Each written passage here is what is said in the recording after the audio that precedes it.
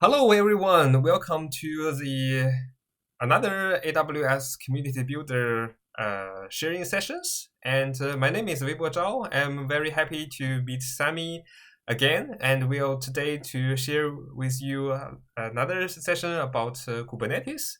First, let me give you a short introduction. My name is Weibo Zhao. I'm a cloud engineer in Germany, and also a community builder, and also a authorized instructor of AWS. And Sami, please introduce yourself. Sure. My name is Sammy Chung. I'm an AWS ambassador, AWS community builder. Just like Weibao, I'm also a champion AWS instructor. And what I want to say today, before that is, I got my year two swag.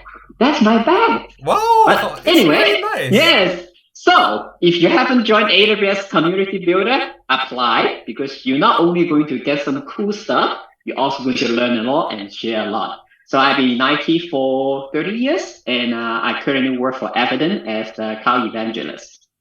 Yeah, I also get a gift from AWS for the second year, but maybe the gift is just on the way. It's on the way.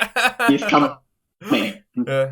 Okay, so let's come back to the topic of today. Today we would like to share some interesting stories or analogies from Kubernetes. And as we have said, today we explain the topic is Kubernetes is the easier way. Its main goal is to help you to make the learning Kubernetes fun and and easier for you to understand some complex concept. So let's have a view of the Kubernetes, and they are actually. When I first learned this word, when I search in Google, for example, and sometimes I always make some typos, and there are too many e's. And what about you, Sami? About the name? Yes, I from the beginning, I actually do know how to pronounce it, and this is Greek, but I'm trying to pretend I'm Japanese. Maybe pronounce it Kubi Runetesu. Okay, it's not making fun, but what I'm saying no is advice like for the Japanese friends. yeah, what I'm saying that they're so nice. I say, why don't we drop all the character in between? So if you see that, sometimes people say K8S. Basically, there's 8 characters in between. They just drop it, and we can pronounce it Kate or Kate.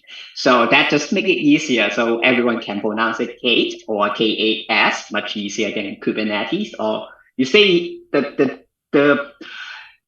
the proper way is not to pronounce Kubernetes. That's more like American pronunciation. It's like Kubernetes. The one to say. But anyway, Kubernetes. Kubernetes. But before that, I'm saying, how many of you, without looking at the picture, remember the logo of Kubernetes is how many angles or how many sides is it? Because I thought it's a hexagon. It's not hexagon. Actually, do you know that? I mean, I actually didn't aware of that. Actually, it only has 7-sided. Yeah, but actually it's called 8. Yeah, KHS. Interesting. Yeah. So now people may confuse. So KAS, but the logo or the icon is actually 7-side heptagon. So just fun fact. Yeah. So now go back to that. What Kubernetes for? Yeah, the Kubernetes in Greek, it means a steersman or a pilot, or a mat, a guide, and governor. And so this is actually what it means. And or we can say that it's a heisman in Greek. So the idea is to steer the application through the fearful water of cloud computing and containerization. And in this case, you need a guide. And you need someone to help to guide you to understand this kind of complex concept. So the containers, as we most of us familiar with, they are the essential building block of Kubernetes architectures. And here I have just put a analogy, which is kind of standardization during the shipping industry, and no matter what the products we have, we always put it in the standardized ship, and to make this work more efficient. And in Kubernetes concepts, we also have this container, and we are now not packing the different cargoes, but we are packing different applications. And I just want to add, for most of us, if you are doing a like moving from one apartment to another or from one house to another one, you do not want to have different size boxes. It's very difficult. And also, you do not want to care if you are the shipping company, you do not want to care what's the content inside. You insulate well enough, give me standard size a container. I just make sure that your container can ship from point A to point B safely, quickly. And instead of like you have to have custom boxing for each boxes, different size, you'll be make the whole shipping logistic is a lot difficult. Same thing for application. Keep it simple, give me the size, how much memory, how much CPU you need, call it a day. Yeah, exactly. And usually in one ship, they will have multiple containers. And so we need to find a way to orchestrating these containers. And the Kubernetes is actually the head of these ships, and multiple containers onboarding will move towards to the destinations. And as we have already seen about the helmsman, so what is Helm? So it needs the Helm is actually a open source graduated CNCF project, and it is known as a Kubernetes package manager, which help us to simplify the installation, upgrade, and uninstall of applications with just a few commands. Yeah, just like what we have seen from this the symbol of the Helm, it is kind of a rudder, and yeah, which is looks like this. So yeah, it's help us represent. It represents that we can use this kind of rudder to like manage our applications that deployed in Kubernetes clusters. Let me add this. If you guys have been driving a car, a vehicle, or like in this case, try to steer a ship, you do not need to do all the inside out how you actually control the vehicle or control the ship. All you have to do, give the direction to left, you go to left, give direction to right to right. And Helm is doing the same thing. When you have the package, you're going to handle all the installation, make everything work for you. As long as you follow your instruction, go to the right direction, means the application work the same way. Honestly, I don't care. I just want to go where I want to go.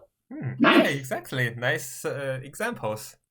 The next topic we will talk about is the Istio, and which is also Greek, the seal. The Istio is also established in Kubernetes, and the Istio is also used in seal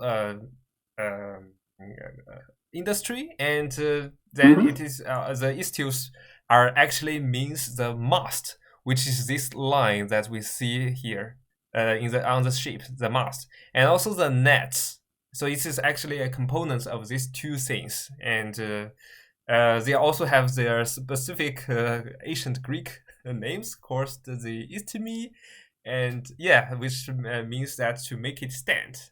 Yeah, you will find that the Istio icon is just like the sheep that I have just we have just depicted here. Yeah, that's so true. Because of a sailboat to move, you need to catch the wind. And in order to catch the wind, you have to have the mast, the center post, to make sure you have the solid foundation, have the net basically to catch the wind so that you can go to the direction you go. So now, what Istio going to do is control the traffic. So basically, in a way, it's like you control the incoming data. Data is kind of like the wind power. You can use it to direct, to steer the sailboat to go to the direction you want. Without the mast, without the net, you go nowhere. Yes, exactly. Okay, and the next slides we will talk about some history of the Kubernetes or the architecture of the Kubernetes. We know that the Kubernetes are donated by Google, and the Google previously deployed their applications in a system called Google Borg.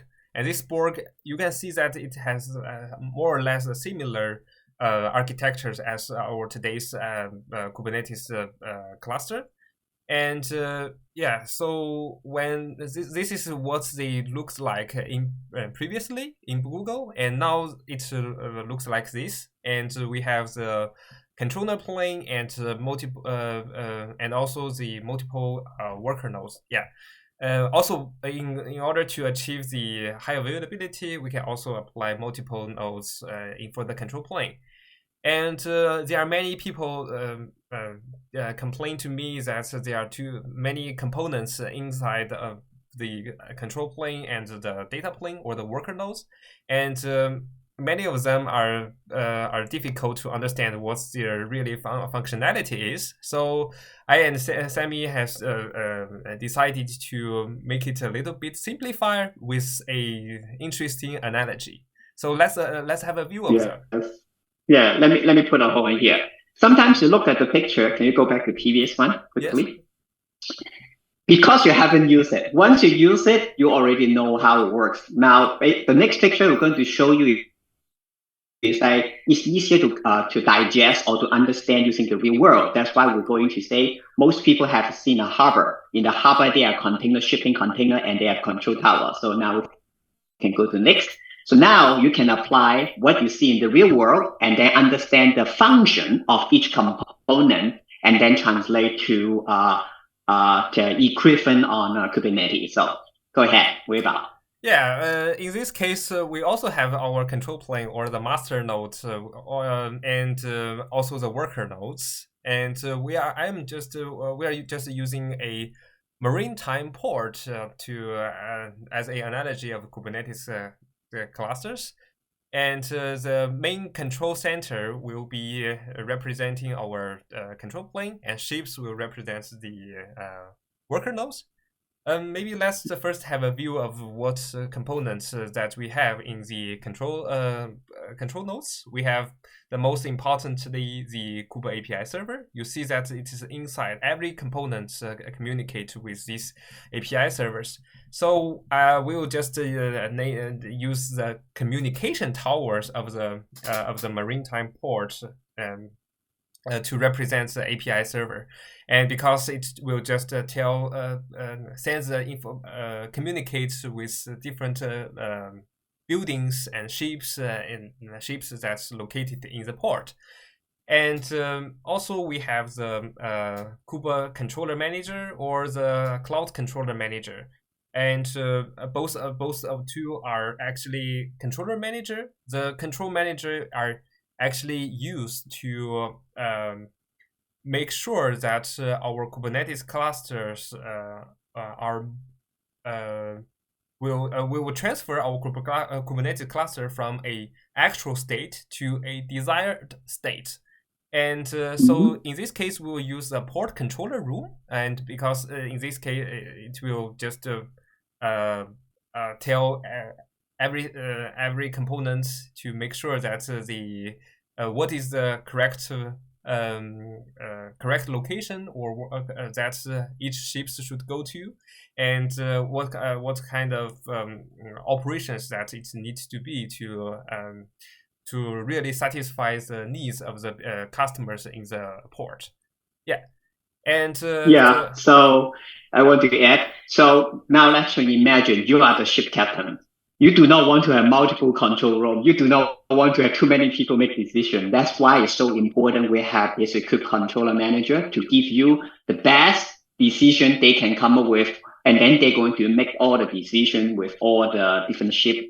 So you as a captain just talk to one API server. The API server in this case is communication tower. It gives you the instruction, so you can focus which way you can get to the destination without worrying about all the details that you don't need to be care. Yes, exactly.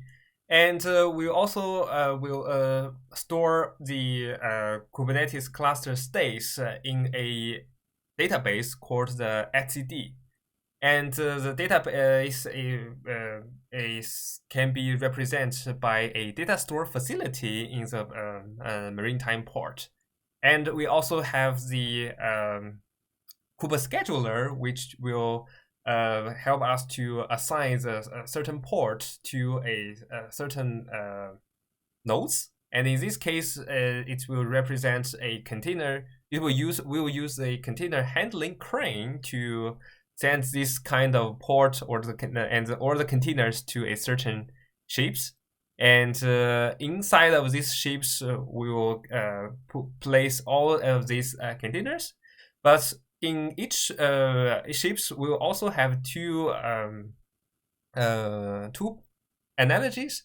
One is the ship captain, as Sammy just say. This is represent the kubelet, which means that kubelet will control that every pod that's located in a certain node will work healthy and work really fine.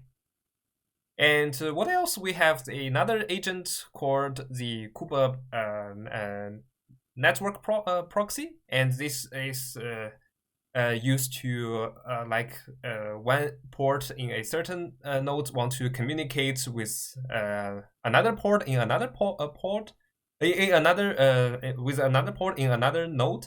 In this case, this kind of communication between ports are actually achieved by the Kubernetes Kuba network proxy. And so we will just use this ship radio communication, which means that in the different ships we can communicate with each other with this kind of wireless communication way to find the other port and so on. Yeah, so you think about that. You are the ship captain. You do not want to hear all the communication. So the Kube network proxy going to filter the communication you don't need, and also for security. And then the ship itself going to make all the decisions for the best of the container, means for the ship. So that way you simplify any complexity you don't need to know, and then you can focus on what you can do the best. In this case, travel, control your ship to get to the destination as soon as possible.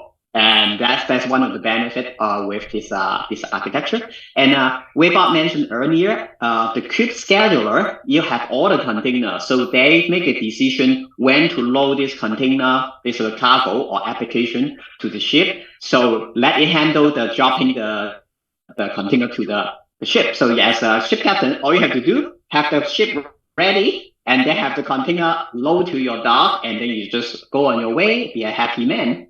Yes, that's a wonderful summary. Okay, thanks a lot for your attention. This will be the end of our this session.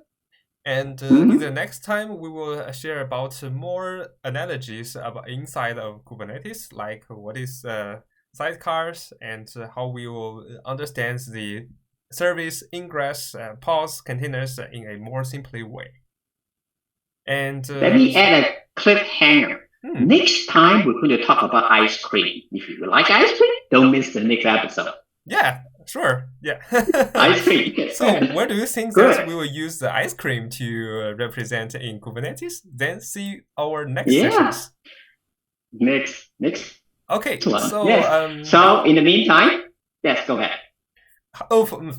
So folks, if you have any sections, please leave your comments below, and we are happy to answer all your questions, and we'll see each other in the next time.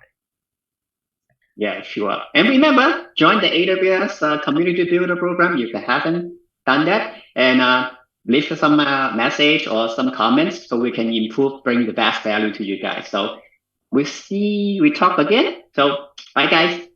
Bye.